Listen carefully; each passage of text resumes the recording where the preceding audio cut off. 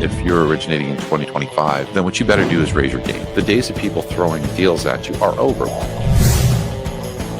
If you don't have the ability to change in any business right now, you probably shouldn't be in the business you're in. People have always had to adapt. How long have you been adapting, Jeff? 36 years, 37 years. I'm on this podcast with man. That's awesome.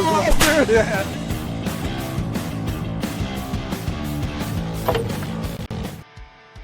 All right, everybody. Welcome back to another edition of Laugh Underneath the Podcast. And guys, my power got shut off at the building. I shouldn't say shut off, that's a bad word. It was some kind of wind damage, and now we're in a makeshift studio. Yeah, but we're going to muddle our way through this the best we can. We'll figure it out. Yeah, man, I don't have my switchboard. I don't got anything. I just have like winging it in here. So. But you know what? I could have found a better partner to have on this episode today than Diego Sanchez, the president of HousingWire. Diego, how are you, my friend? I'm doing great, and I love that trailer, that teaser that you have. But I'm noticing that you're like me, a little more snowy white in that beard than Yes. some of those clips. Yeah, it's a sign of refinement, is what I tell myself. It's character, right? Yeah, you know, it's interesting. You know what I just read, and I didn't know this.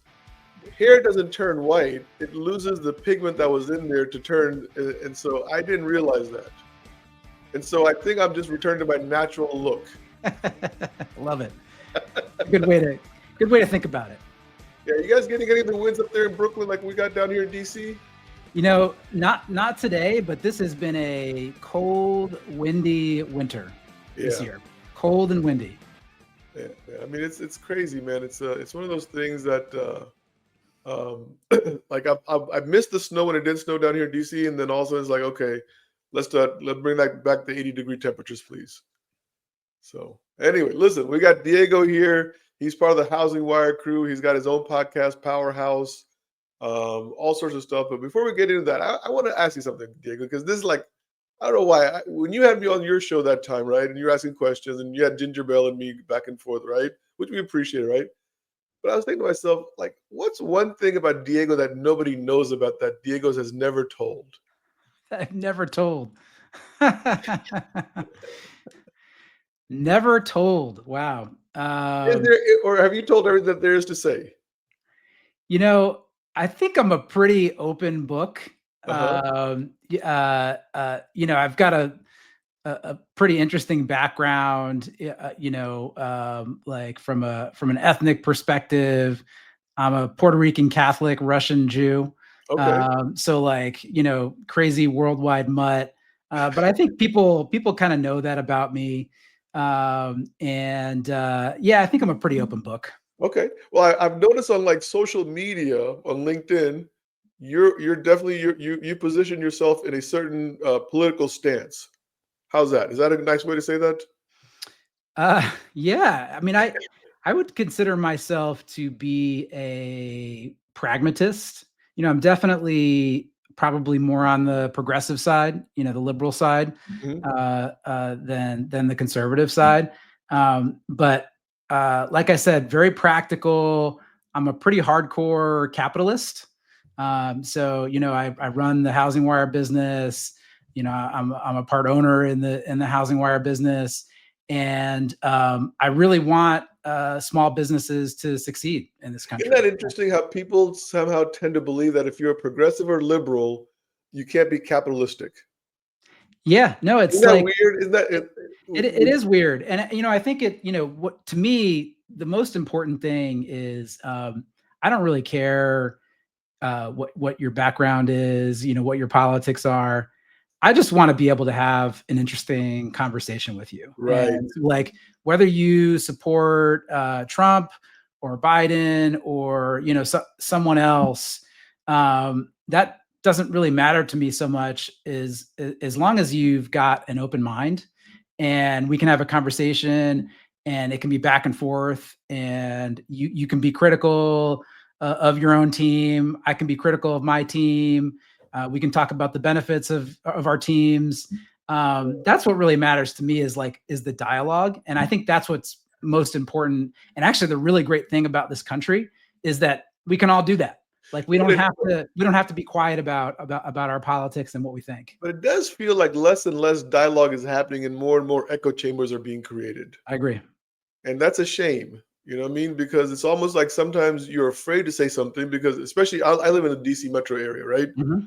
And so any party you go to, any event you're at, there's always like this political theme that runs through the party. You just can't, you know what I mean? Like you just can't avoid it. I mean, even at the mosque, you know what I mean? Opening up my fast for Ramadan.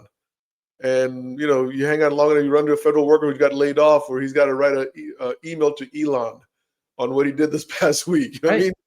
And so you're hearing all these things firsthand, and it does kind of like, okay, where are we going? You know, as a country, is this the right direction we should be on? And you do have to pause. You do have to pause. And I think if you're not a pragmatic thinker, you're going to be at a fault pretty soon here.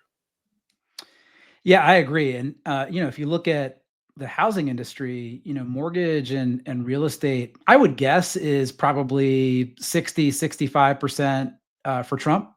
And so, you know, not being somebody who was not for Trump, you know, candidly, you know, I do want to be careful that people don't think that, you know, I'm not approachable and that I don't have an open mind. And more importantly, this is really important to me. I want people to understand that the way I think and my political beliefs have no bearing on the way HousingWire covers housing, the intersection of politics and housing.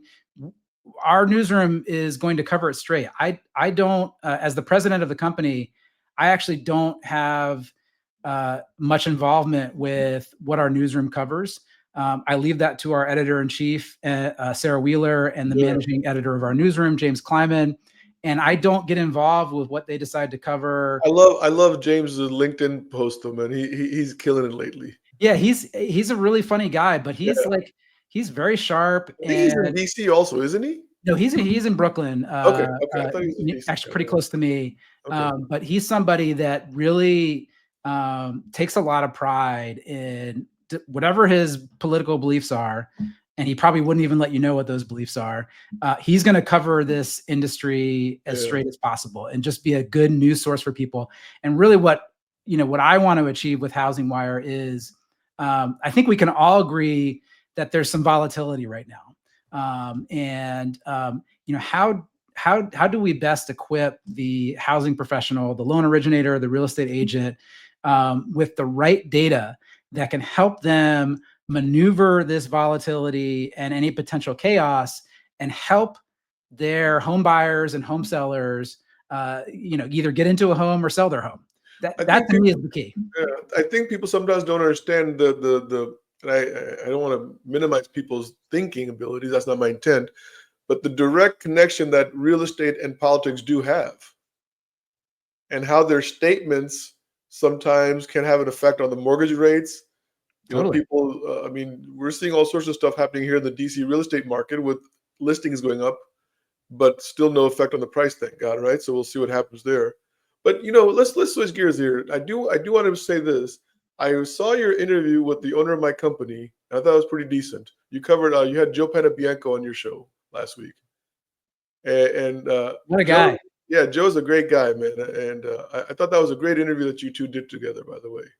I appreciate that.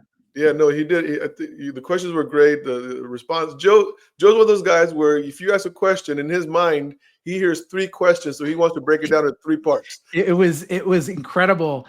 And you know, despite, you know, I have my own podcast and I do a lot of video interviews and have been pretty out front for HousingWire for the last several years. I am a little bit more of an introverted person. Mm-hmm. And I think Joe said he is similar. And wow, he just his knowledge and his ability to have a really interesting conversation in just like I think the recording was like 15 minutes long. Mm-hmm. It's not a very long interview, but he just brings so many insights packed into that 15 minutes. Yeah. That guy knows his stuff, and I feel like he's been a little bit flying under the radar. I think he does it by choice, and I know Joe's always like he will come up and say, "Hey, Fob, I heard your last show. It was good," or something like that. You know what I mean? But so he may listen to this, but I think it's by choice that he wants to fly below the radar.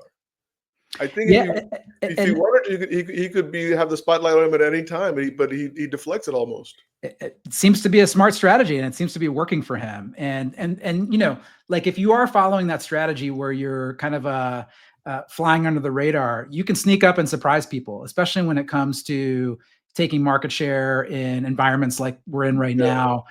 So that might be a smart strategy by Joe. Well, I loved your conversation with him about mergers and acquisitions when you guys dove into that topic.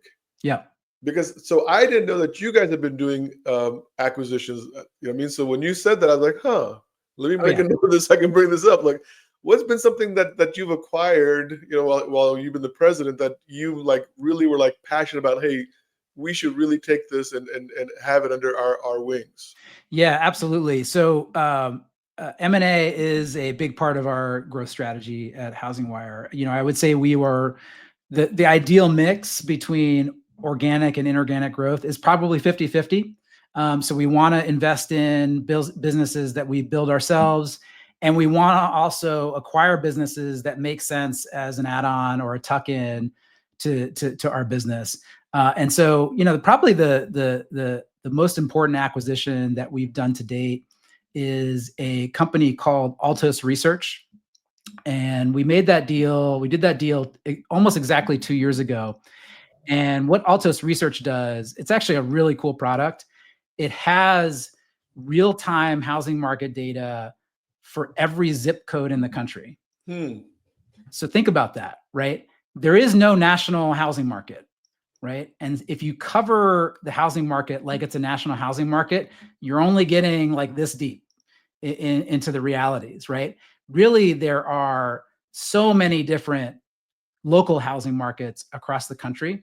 And you really need to know, especially as an LO or a real estate agent, you need to know what's happening in your local market, much more than what's happening in a national market. Is it a buyer's market? Is it a seller's market? How much inventory is available? What are home prices doing? Like, you need to be smart about that stuff, especially if you want to help a seller sell their home. Wow, how do you price it effectively without knowing the local market data? You can't. Sure. Yeah.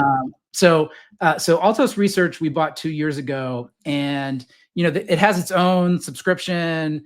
There's a data licensing business that came along with that, you know, where we sell data sets to big lenders and other companies.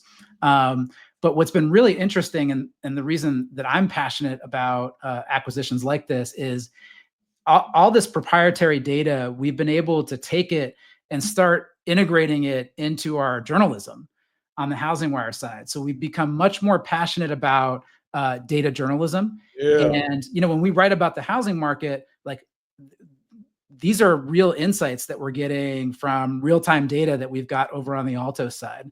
You know, overall, I am extremely bullish on marrying data with news and journalism. I just think, especially in industries like housing, which are so data centric, it's essential for us to do for our audience. So with all the data insights you guys have access to, then, I mean, is there a trend or a challenge in the mortgage world that you think isn't getting enough attention that you guys are kind of seeing right now? Yeah, I mean, I think the biggest thing is, you know, if I were to boil down the housing market, it's not a national housing market, but it's maybe a tale of two markets. And so what we're seeing is we're actually seeing a little bit of a reversal in the pandemic migration trends that we saw in 2020, 2021, and 2022, where you had people, you know, leaving California and going to Idaho and Texas. You had people leaving New York and going to Florida. You know, because you didn't have to be near an office. Right. You know, for a number of reasons, that trend has been reversing a little bit over the last 6 to 9 months.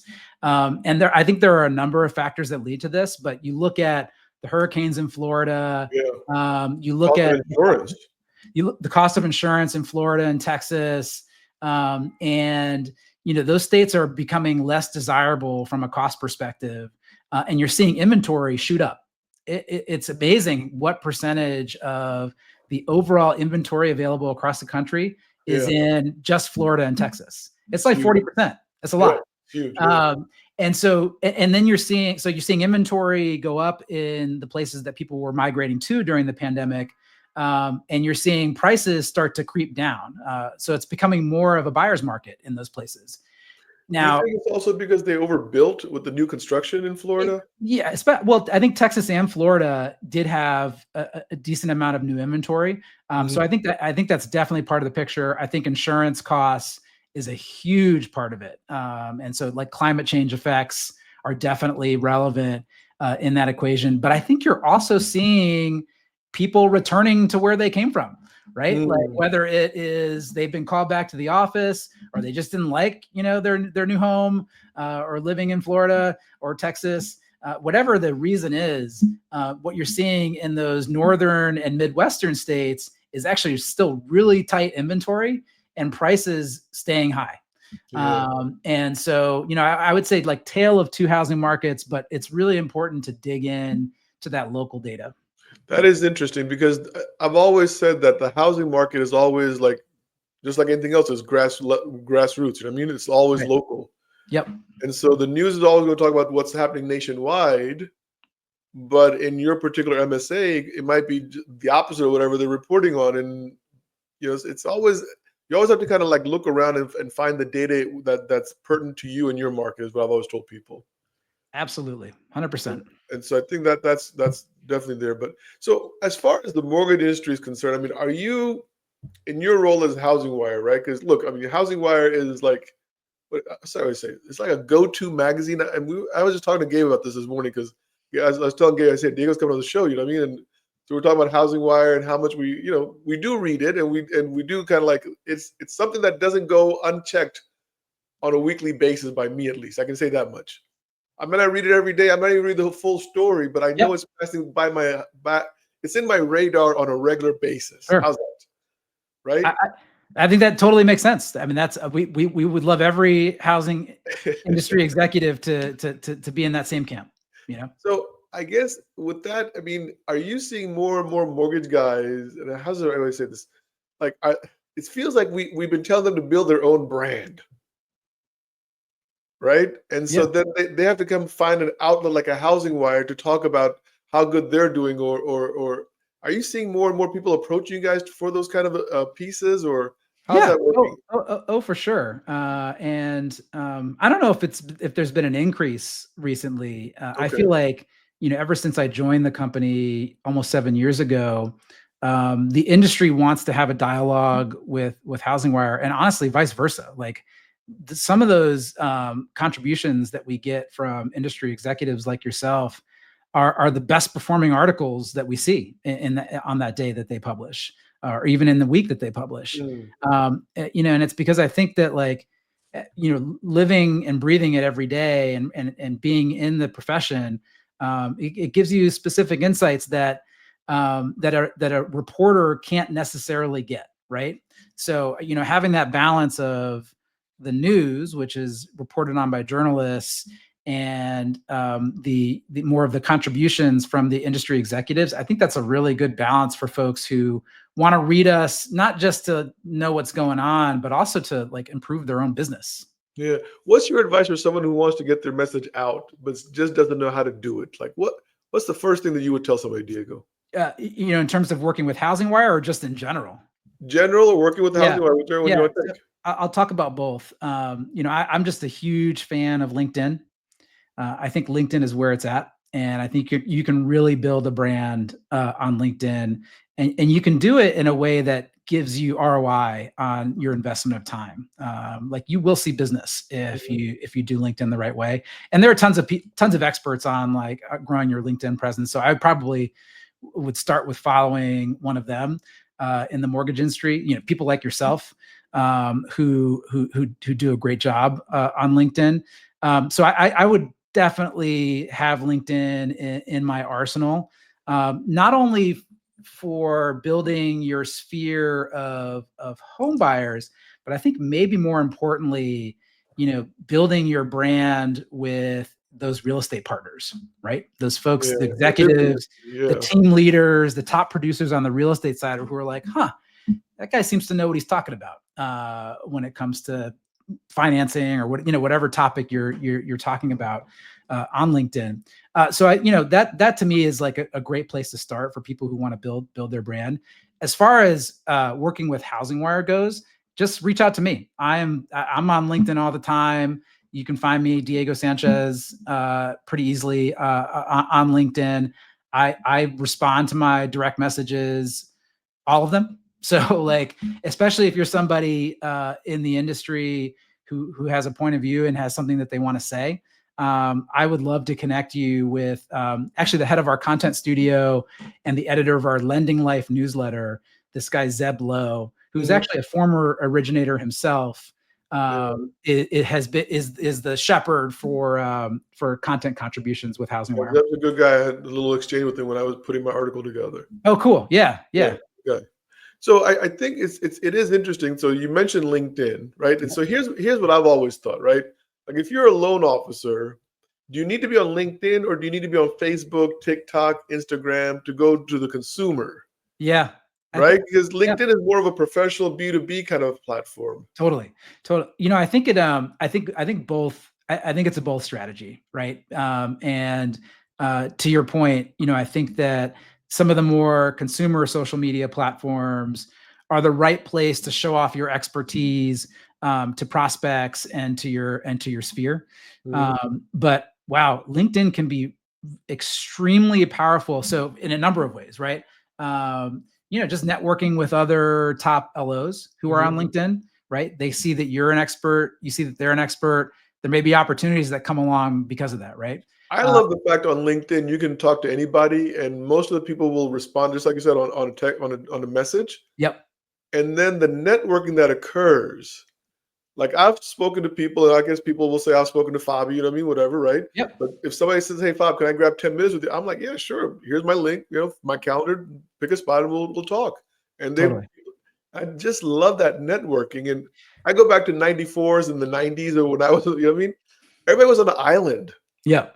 Yeah, totally. And there is a LinkedIn vibe of like, yeah, I'm gonna take this person up on the request for 10 minutes of my time, because like I think what people have found is it's actually valuable for them too. They learn from those interactions as well. So interacting, networking with other top LOs. Wow, there are a lot of mortgage executives on LinkedIn, right? So if you're an LO and you want to, be recognized by some of the mortgage executives out there, again, career opportunities down the line, I think it makes a lot of sense. And then there are a lot of top realtors, team leaders, brokerage leaders that are on LinkedIn. So in terms of real estate partnerships, I think it makes a lot of sense to be there. Dude, have you ever seen one of these? So this okay, I got it. I've never said this before. All right, so you're going to reveal something that's brand new.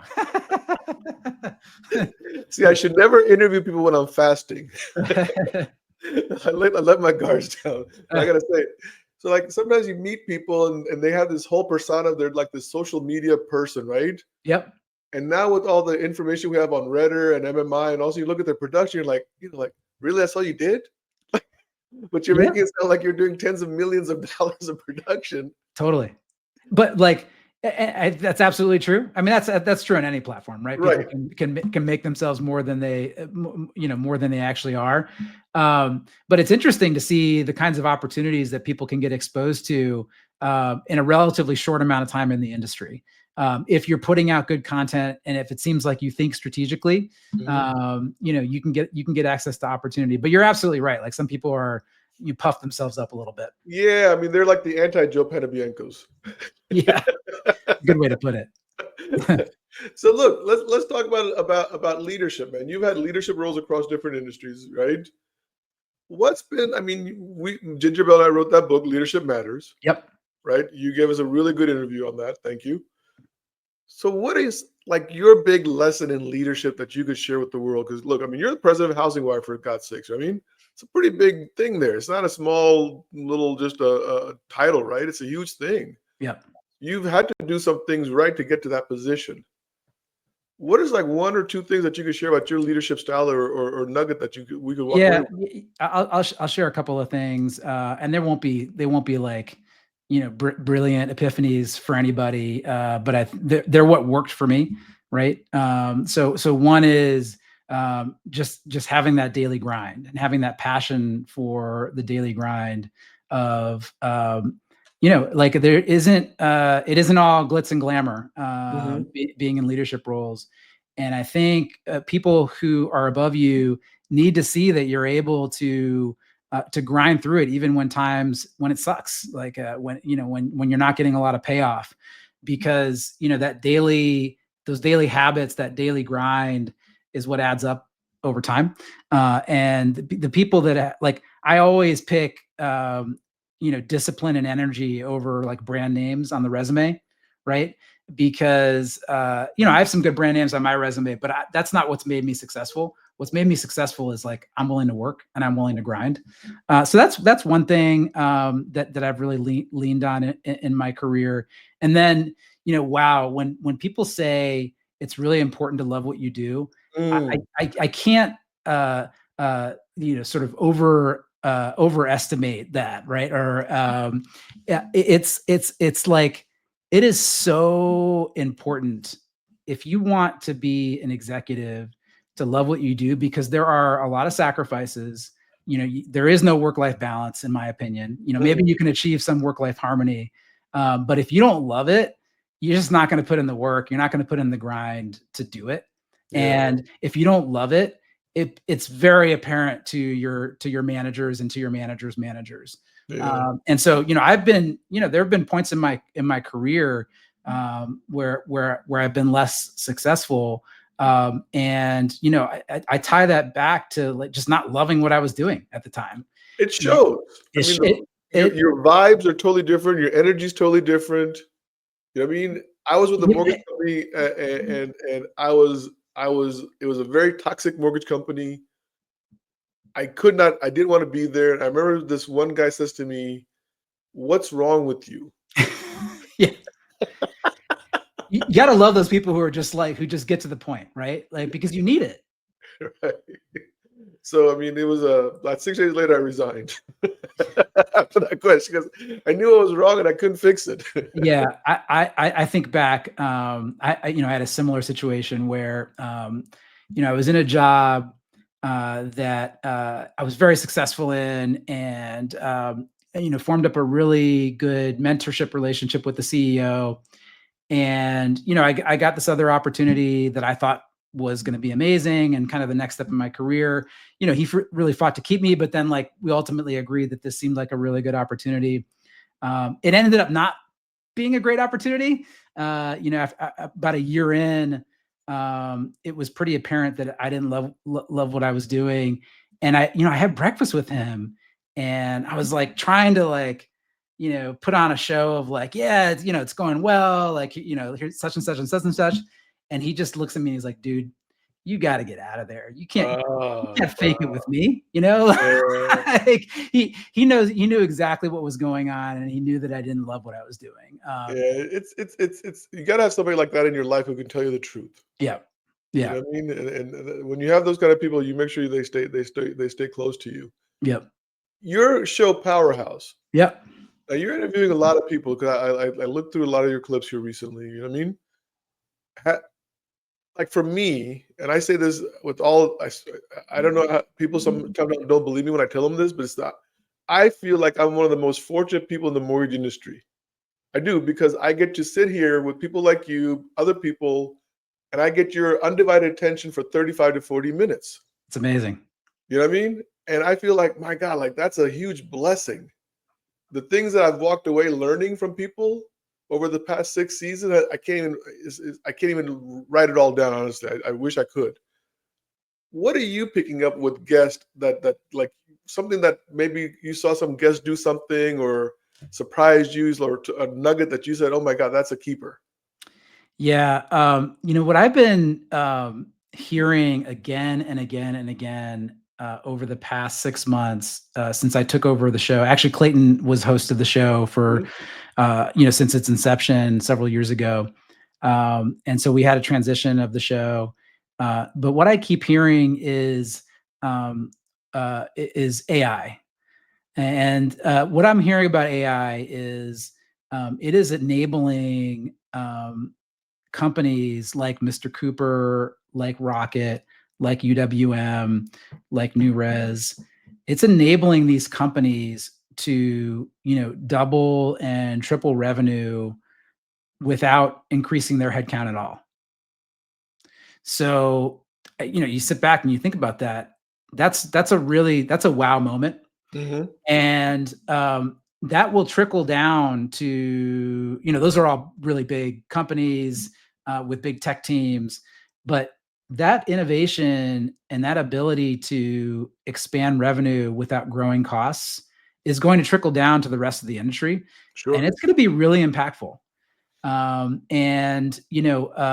think it's, we just have to think about that as we think about the boom and bust accordion of hiring that has been happening in mortgage for decades. Mm-hmm. I just think AI is going to have a big impact on that. I don't know whether it's positive or negative or neutral, but there's an impact. Yeah, I mean, look, AI. First of all, it's not going anywhere. So let's all understand that this is it's like beta was not going anywhere. The CDs were not going to Right. now streaming whatever, right? So it's just one of those things. It's like this is it. At the same time, I think it's also taking away those tasks that people were doing that were being compensated for doing those tasks. That now something can replace that, and somebody else can go do something else. Correct. And I think that's where the power of AI really lies. Yeah. It's not that it's replacing us, it's that it's giving us more time to go do other things. It's making us more tech enabled. So that's been one takeaway that I've had. And then, I have had the CEOs of several of the big servicers and several big IMBs on.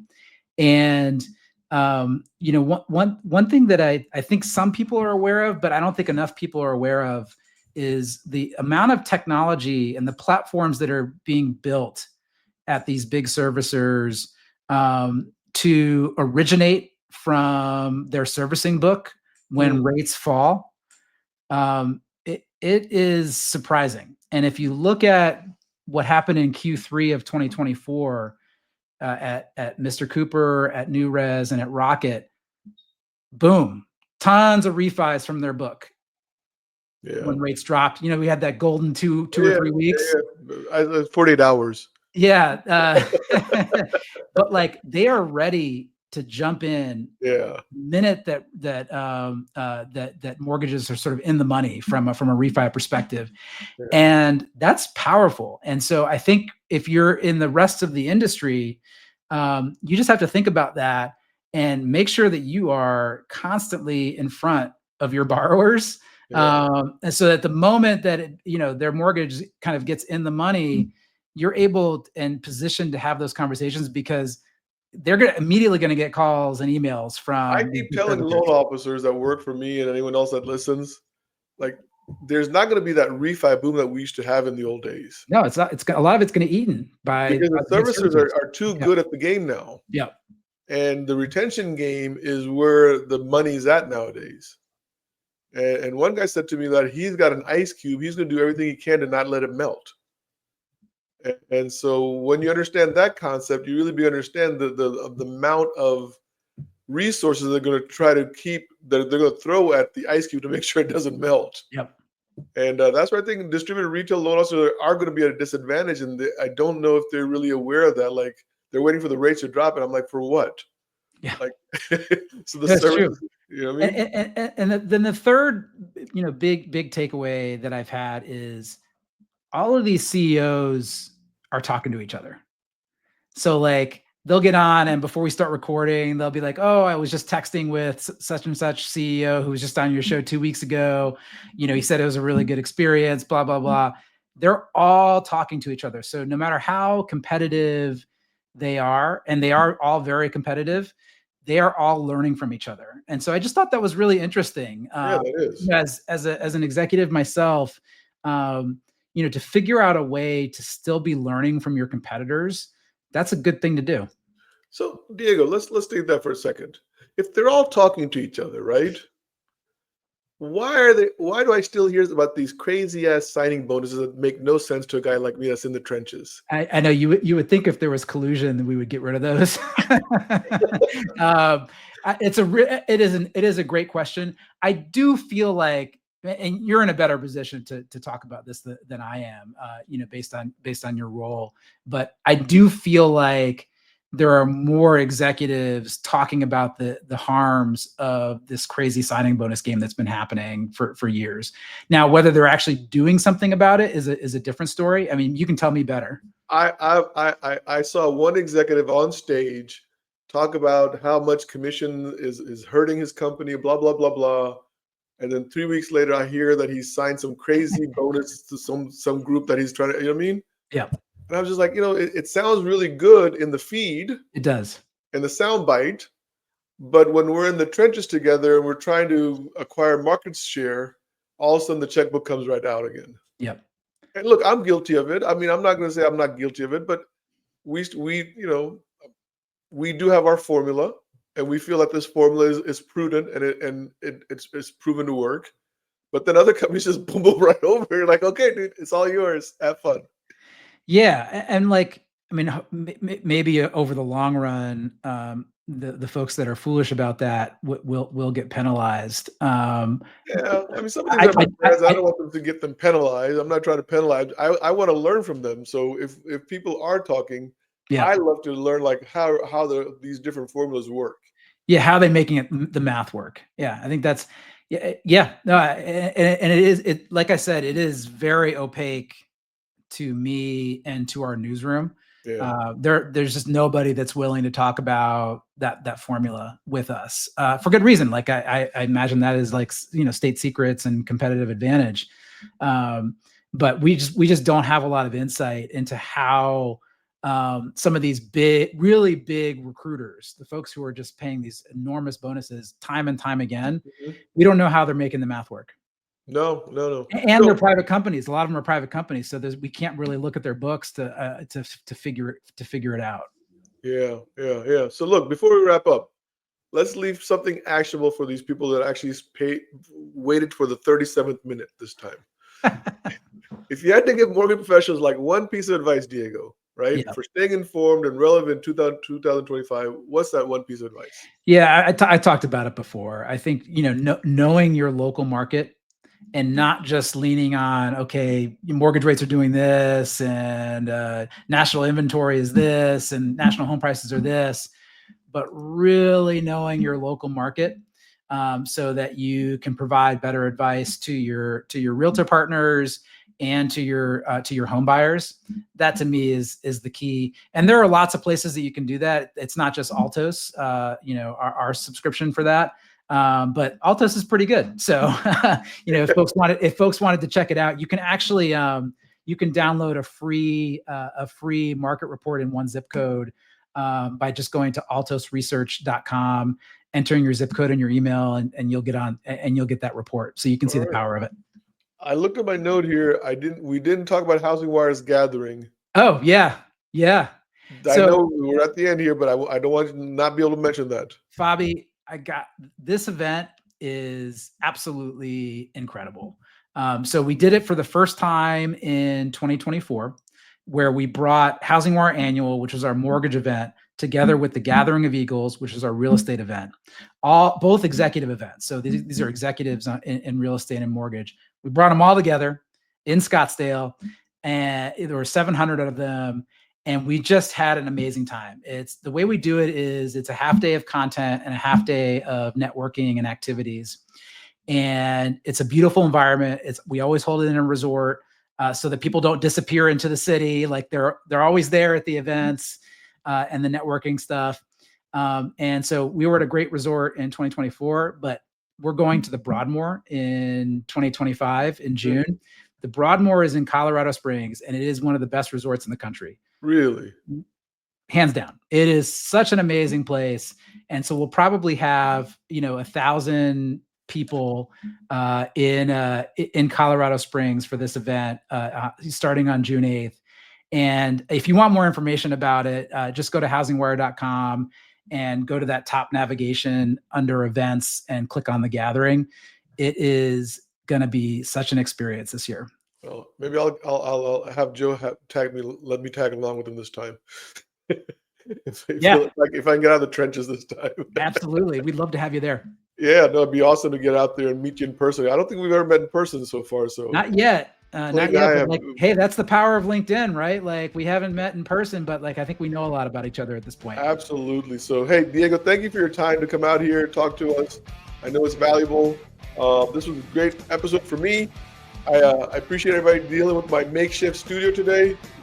Hopefully we'll get our whatever had happened at our building's electric conductor thing, and it'll work out fine. Other than that, guys, let me get this show out of here and let's go. Thanks so much, Bobby. All right, buddy. Hang on 1 second and let's get out of here. All right. I don't know how to do this. My guy's gone for the day.